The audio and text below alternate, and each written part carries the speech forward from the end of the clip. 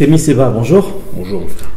Alors vous êtes l'activiste panafricaniste probablement le plus connu de l'heure, depuis quelques années déjà. Et je feuilletais votre bouquin. Lequel?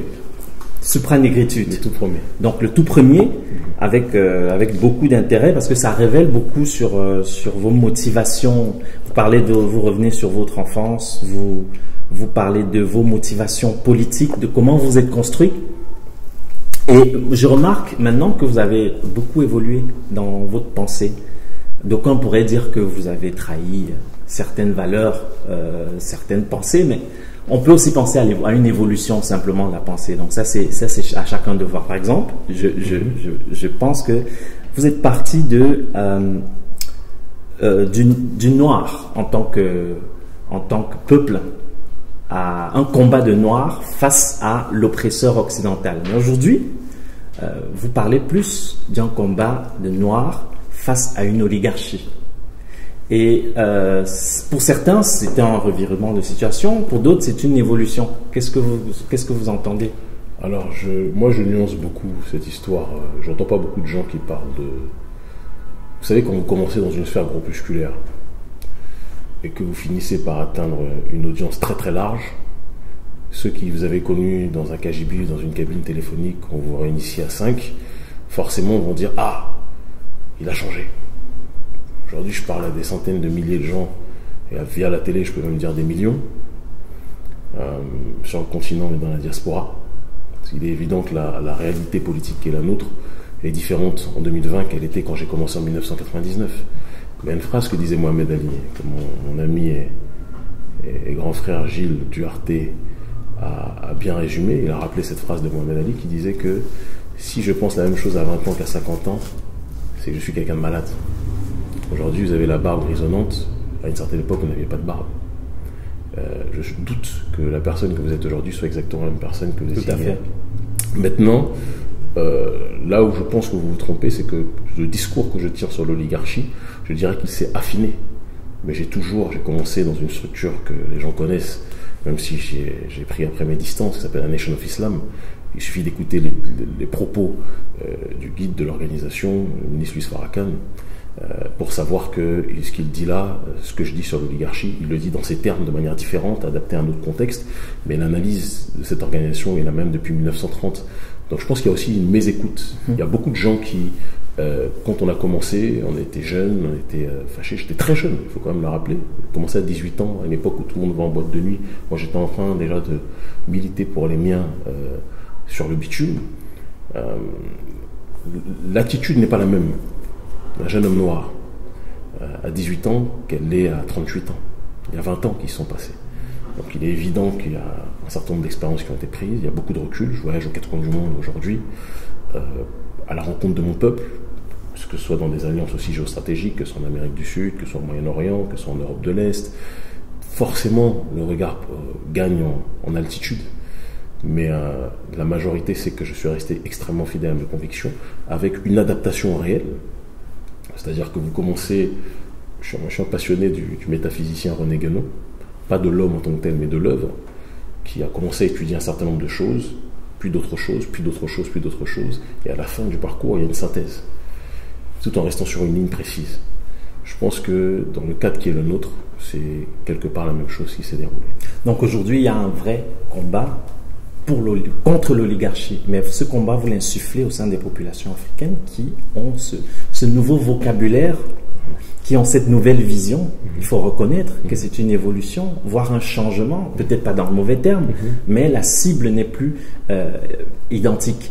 Donc, comment parce que vous parlez à beaucoup de jeunes, comment est-ce que vous faites pour leur préciser, identifier qui est l'oligarchie? C'est quoi l'oligarchie? Je pense que tout est une question de méthodologie et de pédagogie. Il faut tout d'abord rappeler une chose qui me paraît fondamentale, c'est que pendant très longtemps, les questions politiques ont été des questions élitistes. Il y a un mépris profond, jusqu'à aujourd'hui d'ailleurs, même si l'intelligentsia se sent un petit peu dépassée, il y a un mépris profond de la prétendue élite intellectuelle. Je pense à mon frère Ali, 45 scientifique, qui dit employons le terme élite pour les bons termes, parce que c'est vrai que pour les bonnes personnes, parce que c'est vrai qu'on emploie souvent ce terme à mauvais escient. Mais en tout cas, ceux qui se prétendent élites sont, comment dirais-je, des personnes qui, parce qu'ils ont été formés ou informés, etc., sont restés très longtemps dans l'entre-soi. Et ils regardaient avec dédain ce qu'ils appellent la populace, le prolétariat, la masse. Nous, notre message dès le départ a été d'être dans une logique de faire de l'ingénierie sociale dans le sens du changement positif pour que, en déposant une idée, un petit peu à l'image de Inception par rapport au film, en déposant une idée dans l'esprit de la population, cela puisse créer une force de motricité qui les amène à être les acteurs principaux et non plus les spectateurs de l'histoire. Et je me suis servi de différents canaux de transmission, la télévision. J'ai accédé aux mass médias en 2013 sur le continent africain, d'abord au Sénégal, qui est le hub de la presse d'Afrique francophone, en travaillant à la radio, puis après à la 2S TV, et ça m'a permis de propager le message. Vous n'êtes pas sans savoir, mon frère, vous êtes africain comme moi, journaliste comme je le suis, même si je suis plus chroniqueur géopolitique, que les médias africains, c'est généralement la musique, d'accord, donc la danse qui va avec, le sport et la politique interne au sens du tripatouillage. Mais il n'y a jamais une perception large des choses, il n'y a jamais une vision, comment dirais-je, verticale des choses. On est dans de l'horizontal. Et moi, je suis rentré dedans pas pour le show, pas pour la notoriété, on l'a acquis, mais c'est pas ça qu'on cherchait clairement et simplement. Je suis rentré dedans pour propager un message, j'ai infiltré ce système médiatique, et ça m'a permis maintenant de glisser un certain nombre d'éléments. Alors quand vous me dites oligarchie, qu'est-ce que c'est? C'est un petit groupe de personnes qui a le pouvoir, tout simplement. Et je pense que c'est important de le préciser, parce que sans être... Moi je pense que le marxisme, au XXIe siècle, il est complètement déprogrammé par rapport au paradigme contemporain qu'on a aujourd'hui. Le marxisme comme grille de lecture sert toujours, mais avec l'effondrement du mur de Berlin, disons les choses telles qu'elles sont, on va même élargir la thématique en disant que le communisme, ça va plus loin que la démarche du marxisme, le communisme, en ce XXIe siècle, a été complètement intégré au néolibéralisme, au libéralisme qui était censé être son pire ennemi. Il y a eu une guerre entre deux pôles, il y a eu le libéralisme d'un côté, le communisme de l'autre. Dès lors que le libéralisme a vaincu, il a complètement régné. Et ce qui est devenu la résistance ultime à ce libéralisme, c'est très clairement le souverainisme. Et dans ce souverainisme, pour comprendre un certain nombre d'éléments, il est aussi important de pouvoir y incorporer des éléments de classe. Moi, je vis en Afrique. En Afrique, je suis obligé de dire qu'il y a une masse prolétarienne. C'est une réalité quotidienne que je vois. Et puis, il y a maintenant une infime minorité qui détient toutes les manettes du pouvoir, qui détient tout l'argent. Alors même nous qui sommes la classe moyenne, qui avons un petit peu d'argent, il ne faut pas qu'on se mente, par rapport à la masse prolétaire, on fait quand même partie de la base par rapport à ceux qui ont des milliards. Donc cette oligarchie que vous dénoncez, vous dites, elle est en Afrique, elle est en Europe. Elle est partout. Et c'est l'union entre les prolétaires du Sud et du Nord, quelque part. Non. Vous parlez d'union ou pas? Non, il faut qu'on fasse les choses par étapes. C'est pas que je parle d'union ou de désunion. Je dis que c'est l'unité parmi les nôtres qui permettra de mieux nous unir au reste de l'humanité. C'est pour ça que je dis qu'on tient toujours le même discours depuis 20 ans. C'est juste que certaines personnes ont pris du temps à comprendre jusqu'où on voulait aller. Et c'est quoi les nôtres? Et les nôtres, c'est la population africaine et afrodescendante en priorité. Ça, je ne vais jamais départir. C'est pas parce que vous allez me voir à Cuba, c'est pas parce que vous allez me voir en Russie, c'est pas parce que vous allez me voir en Iran, c'est pas parce que vous pouvez me voir dans différents pays que, bientôt en Corée du Nord peut-être, que cela signifie que j'oublie que notre combat prioritaire est pour notre peuple. Il faut dissocier les alliances géostratégiques face à un ennemi commun, d'accord, de l'entité pour laquelle nous nous battons en priorité. Moi, je me bats pour les Africains et les Afrodescendants en priorité. Ça, c'est comme ça. Et ça ne changera pas. Maintenant, force est de constater que le prolétariat est une thématique globale. Et vous allez aux quatre coins du monde, vous voyez des gens qui souffrent à différents degrés d'un certain nombre de problèmes qui peuvent être similaires. Et il faut être capable de le reconnaître. Moi, j'ai une empathie. Alors, je mets de côté, sauf s'il y a de la négrophobie, mais j'ai une empathie, par exemple, pour le mouvement des Gilets jaunes. Ce sont ce qu'on appelle ce que le système occidental considère comme les gueux du XXIe siècle. Alors, j'extrais, parce que s'il y a de la négrophobie, ce sont mes adversaires. D'accord? Mais tout, et ça c'est aussi la diabolisation que les médias ont voulu faire croire, tous ceux qui sont les gilets jaunes ne sont pas non plus empreints de négrophobie. C'est une réalité. Donc j'ai une sympathie pour ça.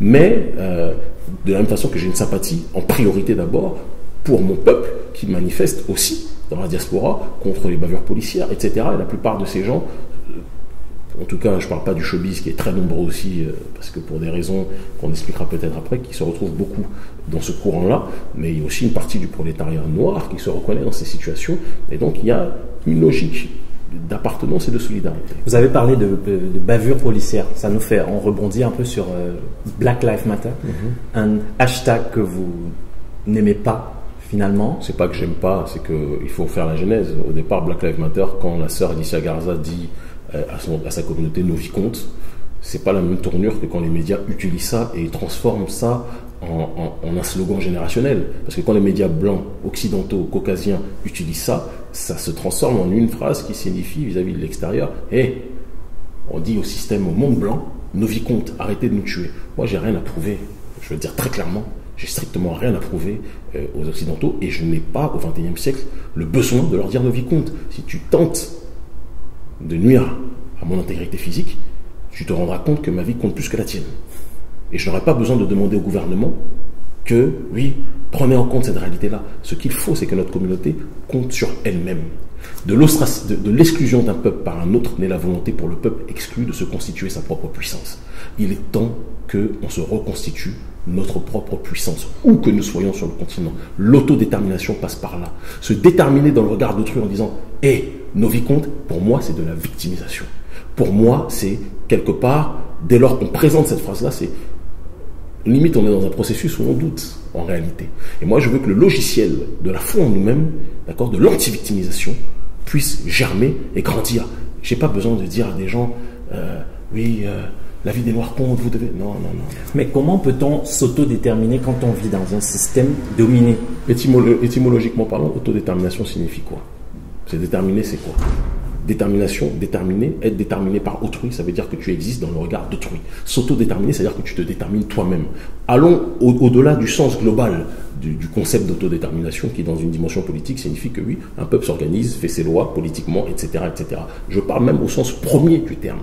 Dans le sens diasporique, les communautés chinoises, quand vous allez dans les quartiers chinois, alors je ne sais pas comment ça se passe trop ici du côté de Bruxelles, mais les quartiers chinois ont leur vie, la communauté indienne a sa vie, ils ont leurs films qui tournent, ils ont leur réalité qui tourne, ils ont leur monde. Vous ne les voyez jamais mendier des places dans les quotas, ou très peu en tout cas mendier des places pour avoir des quotas dans le monde du blanc. On est les seuls qui ont ce besoin maladif d'exister dans le monde des autres. Et c'est parce qu'on est instrumentalisé par une gauche néolibérale qui a toujours compris, et une élite apatride que je ne vais pas citer, mais tout le monde la reconnaîtra, qui a compris très rapidement qu'elle pouvait se servir de nous pour avancer dans son agenda. Moi je dis, détachons-nous de tous les parrains et existons en tant que nous-mêmes. On n'a pas besoin, moi je n'éprouve aucun plaisir quand on voit, dans ce film, j'aime bien ce film parce qu'il y a un noir. Ça c'est le degré zéro de la conscience noire. C'est le degré zéro. Et moi quand j'entends des gens au XXIe siècle qui sont encore dans ce combat, j'ai mal pour eux. Parce que le combat n'est pas ça. Alors, on peut vous reconnaître quelque chose, c'est que vous êtes né en France, vous avez prôné l'africanité, le panafricanisme et le retour en Afrique. Vous êtes retourné en Afrique. Et vous avez construit des projets qui fonctionnent. Mais pour le noir qui est né ici et qui n'a peut-être pas eu la chance la chance n'existe pas dans ce monde. Bon, qui n'a peut-être pas eu l'opportunité de s'instruire ou la fougue que vous avez, je vais arriver jusqu'au bout, et qui se dit quelque part, je suis né ici, il se trouve que j'ai des enfants aussi ici, comment je vis avec ce monde ici? Comment est-ce que je vis mon panafricanisme en Europe, en Belgique, en France? Bon, moi, la première chose que j'ai envie de vous poser comme question, moi je suis très loin d'être supérieur à la moyenne. Je pense que je suis quelqu'un de profondément classique. Et je ne le dis pas avec une fausse humilité, je le dis par réelle conviction. Je suis semblable à tous les Noirs que vous voyez à Matongué, que vous voyez à Châtelet-Léal, que vous voyez à Brixton, etc. Je ne suis pas différent d'eux. Je traînais dehors à une certaine époque de ma vie quand j'étais mis dehors sur le terrain familial sans rentrer dans trop de considérations privées, quand j'étais adolescent, turbulent, d'accord. Je me suis constitué ma propre réalité. J'ai étudié par moi-même, c'est pas à l'école que j'ai appris. Comment dirais-je, l'histoire, c'est pas à l'école que j'ai appris la science politique, c'est pas à l'école que j'ai appris la connaissance de soi, je l'ai cherché par moi-même, d'accord. Donc aujourd'hui, avec tous les moyens d'information et de communication qu'il y a, la personne qui veut chercher trouve, c'est le premier point. Le deuxième point, parce qu'il faut là aussi il faut toujours qu'on essaie d'être exigeant avec nous-mêmes et qu'on arrête de se trouver des excuses. Le deuxième point, c'est que il y a des gens évidemment qui ne pourront ou qui ne voudront jamais rentrer. Il faut prendre cette perspective-là en compte. Moi, je dis simplement que ceux qui veulent rester ici, qui lorgnent sur la manière dont les autres communautés s'organisent. Il y a d'autres communautés, outre que les communautés africaines, qui sont en Occident. Comment fonctionne-t-elle? elles créent un système économique où elles ont l'habitude de prioriser la consommation chez eux plutôt qu'à l'extérieur. C'est le b.a.-ba de la connaissance de soi et de la conscience communautaire. Ils sont dans une démarche de valoriser, d'avoir des espaces culturels pour valoriser leur culture. Le b.a.-ba de la conscience, là aussi, communautaire. Ils sont dans une démarche de toujours irriguer, d'une façon ou d'une autre, financièrement, le lien entre la diaspora et la terre d'origine. B.a.-ba de la conscience communautaire. Ils ont leurs propres médias, ils ont leur propre canal de communication et d'information. Le b.a.-ba aussi. Pourquoi nous sommes toujours les premiers qui voulons, dès lors qu'on est en Occident, on pense qu'on doit se fondre avec nos visages cramés en Occident, plus que les Occidentaux eux-mêmes. On veut toujours être roi plus que le roi lui-même. C'est quelque chose que je ne comprends pas, et c'est pour ça que je dis, sans vous couper mon cher frère, on a besoin d'être exigeant à un moment donné, de regarder ce qui marche avec les autres communautés et de se rendre compte que par rapport à notre identité, on peut ne pas tous rentrer en Afrique. Ceux qui ne veulent pas rentrer ne sont pas obligés de le faire. Il n'y a pas une obligation de le faire, même si je pense qu'on sera plus en sécurité si on rentre dans un espace qui nous ressemble. Ça, c'est ma conviction et je la vis au quotidien. Mais, malgré tous les risques que cela sous-tend, mais ceux qui restent ici doivent se constituer en communauté solide, en communauté réelle, et arrêter toujours de vouloir mendier une place dans le monde des autres. Parce qu'on peut être en Occident, tout en existant en tant que communauté, pour nous, sans se fermer aux autres. Mais je le redis, c'est l'unité parmi les nôtres qui permet de mieux nous unir au reste de l'humanité. Et je terminerai en disant que dans ton pays, le Cameroun, ou ton pays d'origine, ou même au Bénin, au Sénégal ou partout ailleurs, partout où je vais en Afrique, j'ai fait de très nombreux pays africains, il y a toujours des communautés occidentales qui vivent en cercle, je ne veux pas dire fermé, mais qui ont leur réalité. Les Chinois, c'est pareil. Mais nous, on est les seuls qui vivons toujours de manière éclatée. Pourquoi ? Donc, je reviens sur cet Africain qui décide de vivre en Europe. Est-ce que qu'est-ce qui vous permet d'estimer que cet Africain n'est pas chez lui et qu'il faudra à un moment donné qu'il rentre chez lui? Tu sais, il y a une phrase. Lui qui est né là, qui vit là. Non, en fait, tu caricatures le débat. Et tu le places dans un espace résiduel. C'est pas du tout la situation. Nous disons, leur sécurité, c'est pour chacun d'entre vous, c'est pour chacun d'entre nous. Après, s'il y a des suicidaires qui ont besoin d'être frappés par le monde réel, et l'homme noir est très souvent frappé par le monde réel, on est le seul peuple qui se croit partout chez lui, quand tout le monde lui rappelle qu'il n'est pas chez lui. Parce qu'on aime trop le monde, quand le monde nous a rappelé qu'il ne nous aimait pas tant que ça. Ceux qui veulent vivre dans Mamadou au pays des merveilles, on ne va pas changer quand même leur réalité. Chacun a le droit d'avoir son propre cinéma. Maintenant, nous disons une chose simple. On vit dans un espace. Luther King disait, à la veille de sa mort, lui qui a prôné l'intégration mieux que toi et que quiconque, à la veille de sa mort, il disait à Harry Belafonte, j'ai l'impression d'avoir milité pendant des années pour faire entrer mon peuple dans une maison en feu. Et que j'aurais dû songer à organiser mon peuple beaucoup plus dans la structuration communautaire plutôt que de pousser ce même peuple à rentrer dans le cadre de l'intégration à la maison de l'Amérique. Et j'élargis ça à la perspective de l'Occident. Si tu veux vivre dans un espace originel qui n'est pas celui de ton foyer civilisationnel, fais en sorte quand même d'être entouré de gens qui te ressemblent. Alors je sais que dans notre peuple, il y a des gens qui aiment tellement les autres au détriment d'eux-mêmes que leur dire ça, c'est comme si c'est une dinguerie. Dire que quoi, je dois prioriser la solidarité avec mes frères et mes sœurs. Comment ça se fait?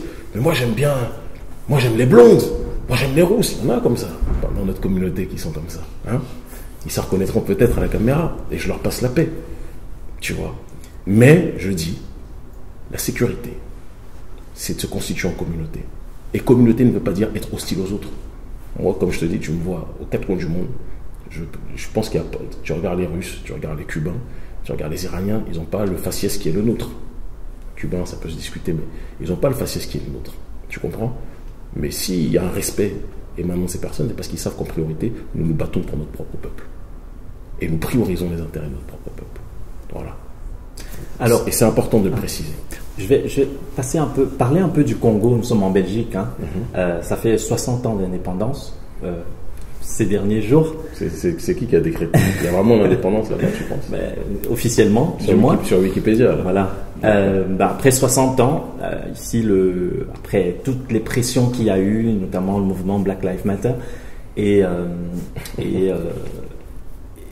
toute la poussée institutionnelle aussi qui est en train de s'installer, le roi a annoncé ses regrets. Il a prononcé des regrets. Quel est ton regard sur ces regrets? Je suis vraiment obligé de dire ce que je pense de tout ça, de tout ce cinéma. Parce que j'ai besoin vraiment de dire. Et c'est pour les téléspectateurs surtout. Moi, tu sais, il y a des gens qui nous connaissent par cœur, qui savent notre degré de naïveté, qui savent à quel point tu vas voir quelqu'un qui va pleurer une petite larme, on va être en émoi, on va danser, on va sortir, c'est comme si on avait gagné la Coupe du Monde. Moi, je ne me remets pas en doute le fait qu'il est le roi et peut-être une prise de conscience, etc. Très bien. C'est ça qui va changer le rapport, le système capitaliste, occidental, belge et autres, et sa démarche de prédation vis-à-vis de nos pays. C'est ça qui va faire qu'ils vont arrêter de piller les ressources au Congo, au Cameroun et ailleurs. Franchement. On en est là. Donc il a dit, reconnais, on va sortir un gâteau, je vais manger le ndolé, je vais partager avec toi, on va fêter ça. Pardon, il y a des urgences. Moi, l'histoire du roi, là, c'est un détail de l'histoire. C'est pas quelque chose que je prends au sérieux. Je peux, si tu veux, on va lui apporter des Kleenex ensemble pour sécher ses larmes. Il est ému, il reconnaît, etc. Très bien. Passons à autre chose. Aujourd'hui, le Cameroun est balkanisé. Ça, ce sont des réalités, ce sont des priorités. Aujourd'hui, le Congo, la RDC, Félix, c'est un ami, il venait manger chez moi il n'y a pas si longtemps, d'accord ? Félix est président aujourd'hui d'un pays qui est la convoitise, qui fait l'objet de convoitise du monde entier, de toutes les forces prédatrices de la planète. Ça, c'est des réalités dont on doit parler. Parler des larmes du roi parce qu'il reconnaît les crimes, etc. J'en ai rien. Bon, je vais être comme il y a des mamans et des enfants qui regardent, je n'ai que faire de ça. Voilà, je vais te le dire très clairement. Et il faut qu'on arrête d'être distrait. Là, depuis qu'on parle, on a trop parlé du regard des autres. Parlons de comment nous organiser, je le dis avec amour, hein, pour préserver nos richesses. Parce que moi, je suis fatigué aussi de ne voir l'Afrique grande que dans le cadre du Wakanda de Black Panther. J'aimerais bien qu'on puisse s'organiser politiquement, et c'est ce qu'on fait sur le terrain, pour que cette Afrique qui détient toutes les richesses puisse s'organiser sans toujours pleurer vis-à-vis de la méchanceté, entre guillemets, du blanc. Il y a des blancs qui sont bons, il y a des blancs qui sont mauvais, il y a des noirs qui sont bons, il y a des noirs qui sont mauvais. Passons à autre chose, voyons ce qu'on peut faire pour préserver les ressources de nos terres et sortons de ce processus-là du regard de l'autre. Moi, je m'en fous du regard des blancs. Je me suis libéré de ça. Et je peux t'assurer, quelle que soit la personne en face de moi, si la personne est hostile, elle sentira mon hostilité en retour. Tu comprends ? C'est vraiment dans cette démarche-là que je suis, mon frère. Et si la personne a de l'amour, quelle que soit sa couleur de peau, elle sentira ma fraternité en retour. Voilà. Alors, on a parlé de prédation au Congo, par exemple. On a plus que 2% des échanges commerciaux qui se font entre la Belgique et le Congo. Mm-hmm. La Chine, par exemple, s'est installée confortablement. Tu es sûr que c'est qui a donné les chiffres de 2%? On peut vérifier. Ouais, ça serait bien qu'on vérifie. Parce donc que la Belgique n'a plus véritablement d'emprise, contrairement par exemple à la Chine. Donc les phénomènes d'accaparement de terre et autres qui se font avec l'aval avec l'aval des dirigeants africains. Les diasporas africaines qui sont de plus en plus conscientes, vous me direz, s'investissent de plus en plus en Afrique et militent pour un changement là-bas sur place. Pas tous, mais certains, oui, c'est une réalité. Pas tous. Mais comment, quel mécanisme il est possible de mettre en place au sein des diasporas? Moi, je parle plus de diaspora parce que nous sommes en Belgique et qu'il y a une majorité du public qui est diaspora. Comment ces diasporas peuvent s'impliquer pour faire changer les choses là-bas? Est-ce que leurs actions ici ont de l'impact là-bas? Qu'est-ce qu'il faut faire? Qu'est-ce qu'il faut retourner là-bas forcément pour changer les choses? Tout d'abord sur le lien et sur les ressources, la part de marché que les Belges ont vis-à-vis du Congo, permets-moi, avec toute l'affection que j'ai pour toi, de douter du chiffre que tu me donnes, les 2%. Je pense que c'est beaucoup plus nuancé et que tu parleras avec des Congolais même dans le monde te diront que c'est beaucoup plus nuancé que ça. Il faut réécouter le discours du président Tshisekedi quand il appelle aussi les investisseurs, la Belgique, à investir, etc., à continuer d'investir. Il y a un lien, il y a une connexion qui a été ininterrompue par rapport au rapport entre la Belgique et la RDC. Donc il faut faire très attention à mon sens, aux informations qu'il donne. Après, libre à chacun d'y croire. Tu as parlé de la Chine. La Chine, malheureusement, fait ce qu'elle fait avec l'aval des dirigeants. Les dirigeants africains ont pensé que la Chine, qui était une ancienne puissance colonisée, était un meilleur partenaire politique et géostratégique que l'Occident qui, sur un certain nombre de terrains, leur demandait, en plus du pillage qui était effectué, leur demandait une conduite à suivre, alors que les Chinois, disons les choses telles qu'elles sont, ne demandent rien aux dirigeants africains. Il dit juste on sert, on fait business, et ça avance de cette façon. Et il se trouve qu'un certain nombre de dirigeants africains, au détriment du peuple, y ont trouvé à un moment donné leur avantage dans tous nos pays. Donc ça aussi c'est un problème central, mais moi je fais aussi très attention. C'est-à-dire que la Chine est un concurrent pour l'Occident. D'accord. Je ne vais pas rentrer dans le sillage des cris des Occidentaux vis-à-vis du danger chinois, parce que c'est un danger d'abord pour eux, en termes de concurrence économique, d'accord. C'est aussi un problème sociétal pour nous autres Africains, d'accord, et c'est à nous de le régler, d'accord. Mais quand je compare la manière dont les Chinois opèrent sur le continent, qui est loin d'être noble, d'accord, disons les choses, mais quand je compare ça à la manière dont les Occidentaux nous ont colonisés, je suis désolé, ça n'a rien à voir. Il faut avoir la liberté d'esprit et de penser, de le dire. Ce qui n'empêche pas que le jour, moi je te le dis très clairement, et ça arrivera, le jour où institutionnellement on passera à une autre étape, parce que là je suis dans le giron de la société civile, sur le terrain médiatique ou sur le terrain politique par rapport à notre organisation Urgence panafricaniste, c'est une réalité particulière, mais il va arriver un moment où quand on va rentrer dans la sphère institutionnelle politique, il est certain que les Chinois ne se sentiront pas au paradis, en tout cas là où nous serons, ça c'est certain. Mais c'est moins pire d'un côté, je pense très sincèrement, en observant partout où je vais, que de l'autre, ce qui ne les rend pas positifs. Voilà. Vous pensez quoi de la décolonisation des espaces publics en Europe? Alors je te réponds en te disant que nous on a lancé un appel pour la décolonisation des espaces publics en Afrique. Et on pense que dans l'espace public africain, ça a une extrême légitimité, parce que l'espace public renvoie à l'imaginaire quotidien, renvoie à nos vies, renvoie à ce que nos esprits reflètent. On a besoin d'avoir le miroir de nos âmes dans les endroits où nous vivons en priorité. Maintenant, en ce qui concerne l'Occident, est-ce que moi, si je vais chez toi, je rentre dans ta maison, eux, ce qu'ils ont fait, c'est qu'ils sont venus dans nos maisons, ils ont imposé leur figure, leur nom, le nom de leurs criminels dans nos maisons. Moi, ce que je veux faire, c'est nettoyer ma maison et les chasser de la maison où je suis. Très bien.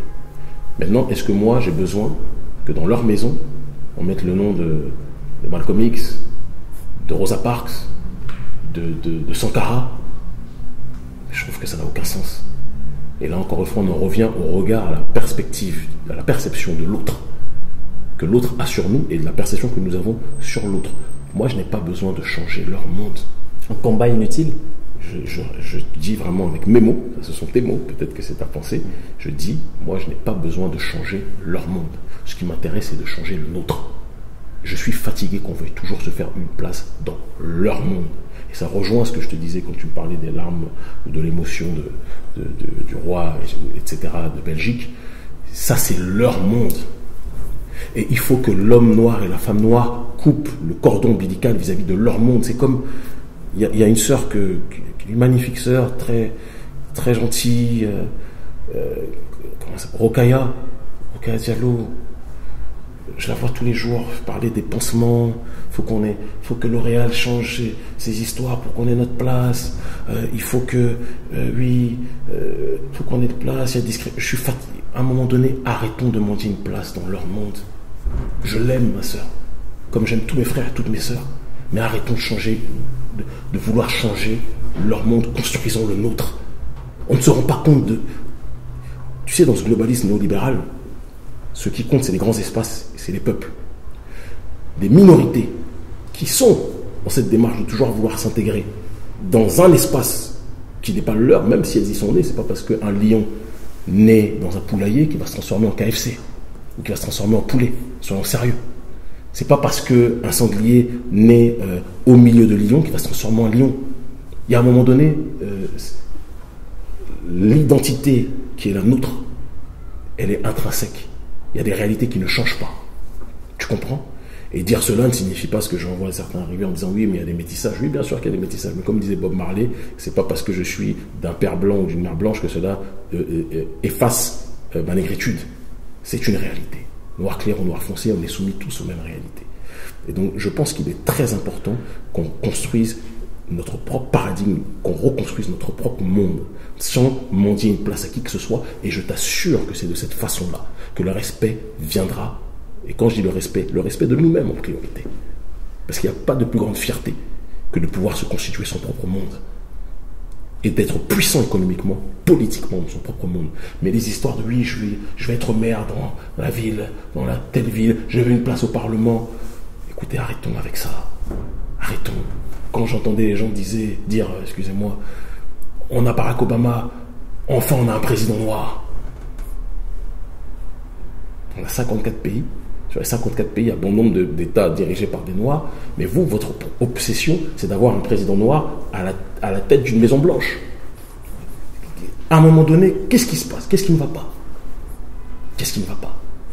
Et le bilan, d'ailleurs, de ce Barack Obama-là, c'est qu'il a bombardé quoi? C'est sous son règne, entre guillemets, Kadhafi est mort, d'accord? Bombardé le Moyen-Orient, bombardé la Libye, le nombre de morts a explosé sous sa présidence, de meurtres négrophobe, etc. Et je rappelle une chose, en Occident, et ça il va falloir que les gens comprennent, c'est ce que King avait prédit, avait prophétisé qui est en train de se réaliser. Vous avez beau arriver le plus haut possible dans leur maison, mais celui qui dirige dans leur maison, c'est pas celui qui est assis sur le siège, c'est celui qui paye le siège. Il y a l'état profond et il y a l'état de surface. Et l'état profond, c'est une oligarchie qui ne laissera jamais des gens comme toi et moi rentrer. Et cette réalité aux États-Unis, elle est valable partout.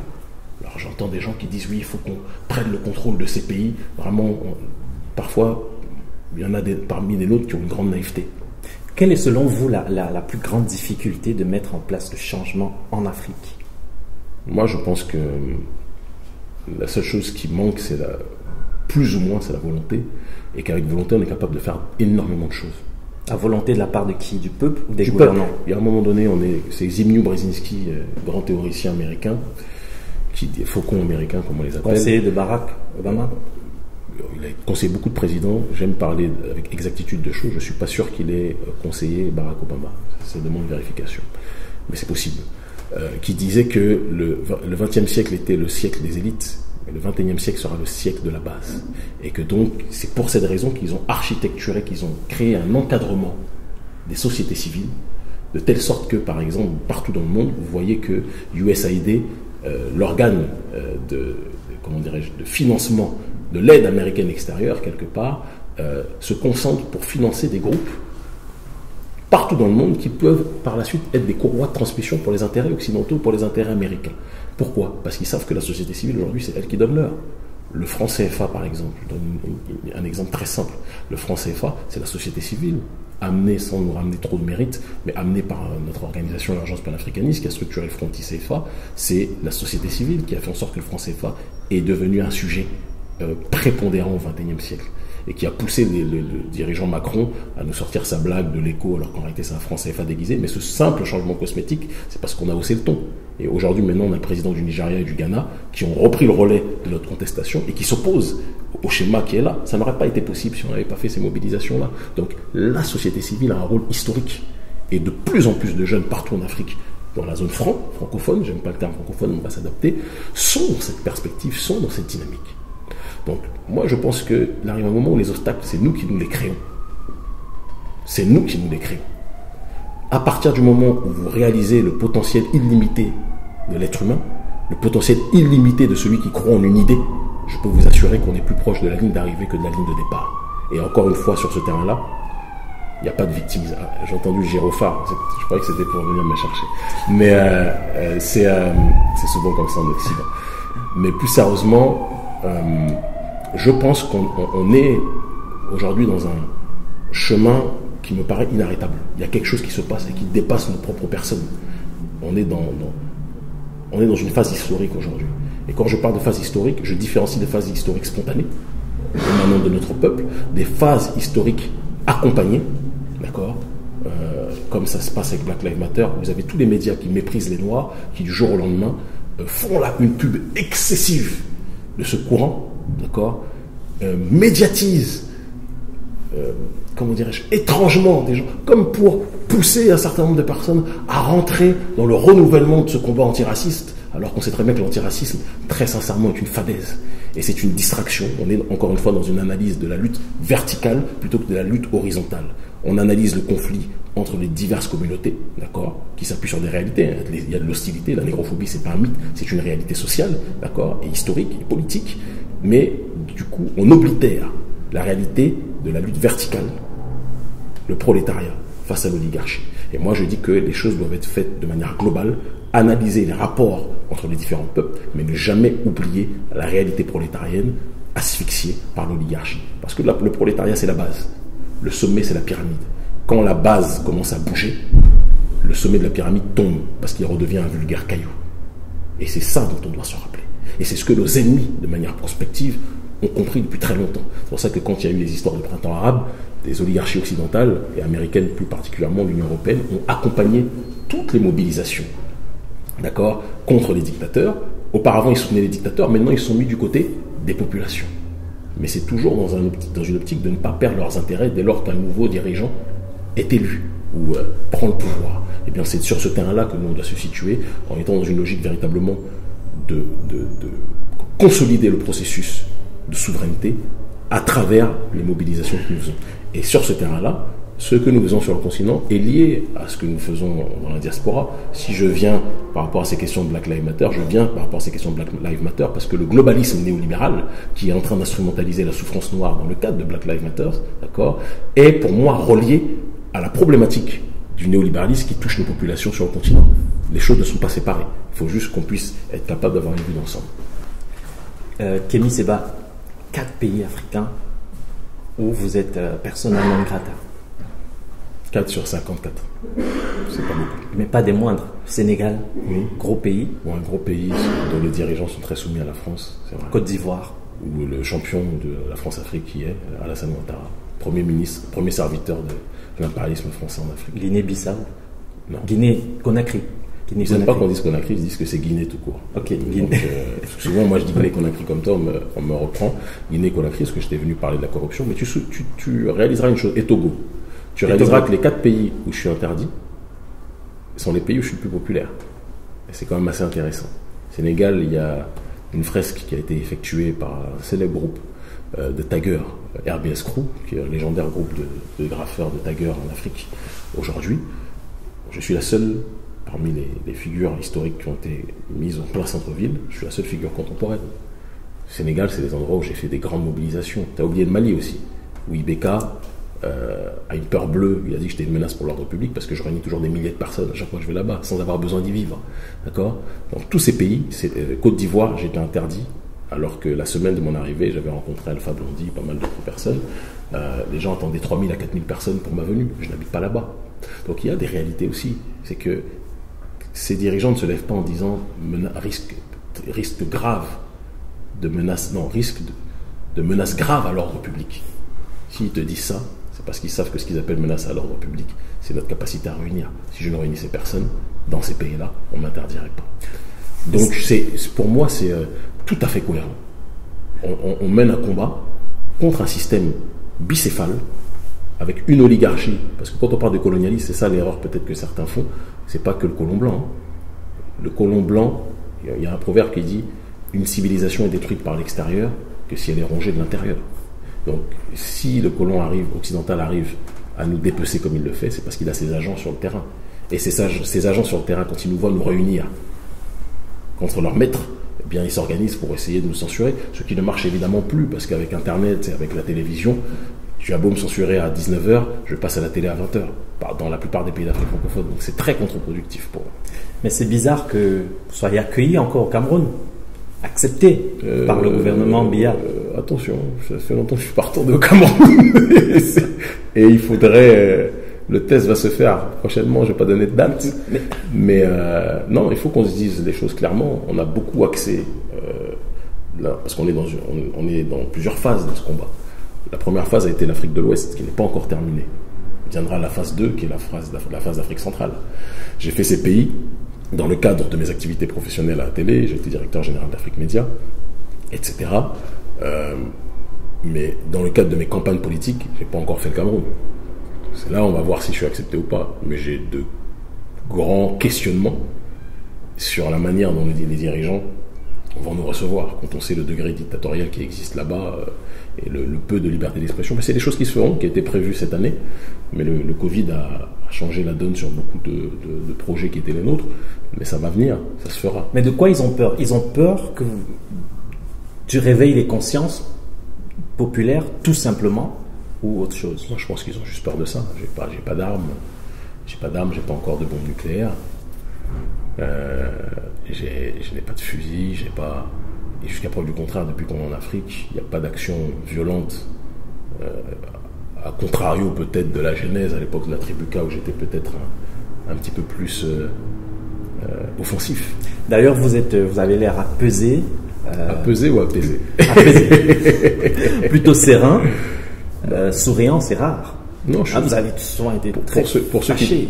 Pour ceux qui me connaissent depuis très longtemps, qui me suivent dans le média depuis très longtemps, je suis quelqu'un de très souriant. C'est juste que ça dépend de l'interlocuteur que j'ai en face. Si tu me dois bien prendre. Si tu me regardes mal, je vais pas te sourire. Si tu me regardes avec fraternité, je te regarde avec fraternité, je vais sourire. Tu comprends? Et le problème, c'est que la question que tu soulèves rappelle une réalité en Occident. Beaucoup de gens sont prisonniers de la perception que les médias donnent de leur sujet.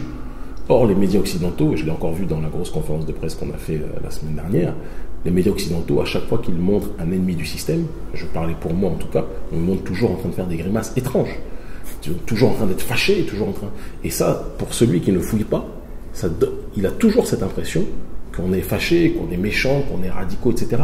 Mais par la grâce du Tout-Puissant, aujourd'hui, les gens ont accès aux réseaux sociaux, ils ont accès aux médias de masse en Afrique, etc. Et donc c'est très difficile. Le monopole que les médias puissants avaient avant est cassé par la réalité plurisectorielle médiatique. Les réseaux sociaux sont médias puissants. Les télévisions en Afrique, il y a beaucoup de gens qui n'ont pas Internet encore, mais qui ont la télévision, c'est aussi très puissant. Et donc c'est difficile de biaiser l'esprit des gens sur ce terrain. C'était à vous parlez, en général, vous allez dans des pays, vous n'êtes pas originaire de ce pays-là, et vous prenez la parole et vous discutez, vous accusez certains, mais est-ce que vous ressentez la légitimité, par exemple, d'aller au Gabon et d'invectiver un chef d'État gabonais? Mais moi, je te réponds. J'ai été arrêté 2 reprises cette année. Quand j'étais arrêté au Burkina Faso, c'était un amphithéâtre de combien de personnes? 1500 personnes qui sont venues me voir, les Burkinabés, qui applaudissaient de manière nourrie, à tel point que ça a indigné le gouvernement. Pourquoi? Ces gens-là ont-ils été forcés de venir? Non. C'est parce que notre discours répond à des aspirations. La nouvelle génération est dans le panafricanisme. On ne l'a pas forcée. Elle est dedans. Il y a eu un travail qui a été fait pour la pousser à rentrer dans cette démarche-là. La nouvelle génération n'a que faire des frontières de Berlin de 1884 et 1885 qui ont été faites pour nous éparpiller. Et donc, aujourd'hui, si tu te lèves mais que tu n'as pas prouvé à ta population ton amour pour les tiens, pour tes semblables, c'est sûr que les gens vont dire pourquoi tu viens parler de quelque chose qui ne te concerne pas.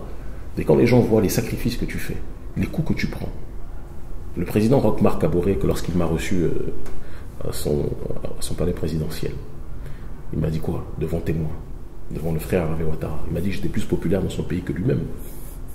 Et ça, je le dis devant témoin, je le dis devant la caméra. Il y a des choses qui sont réelles. Et le Mali, je pense sans trop me tromper, que je suis plus audible auprès d'une grande partie de la jeunesse que le propre président Ibeka. Et je peux continuer l'exemple comme ça en Afrique francophone de cette façon. Et je le dis sans aucun mérite, parce qu'en réalité, c'est pas moi qui suis entendu. C'est le message et c'est le combat que nous menons qui touche le cœur d'un bon nombre de gens sur le continent. Donc, la question de la légitimité va avec le sens des responsabilités, va avec le sens des sacrifices. Un sacrifice, il y a sacré. Celui qui est capable de donner son âme pour son peuple, le peuple le rend toujours. Et moi, je le constate, j'ai été très diabolisé, je le suis toujours en Occident, combattu aussi parfois par la jalousie de certains membres de notre communauté, il faut aussi qu'on puisse le dire, d'accord? Mais l'amour que j'ai connu en Afrique, l'amour populaire est venu du fait des sacrifices qu'on a fait pour ce même peuple.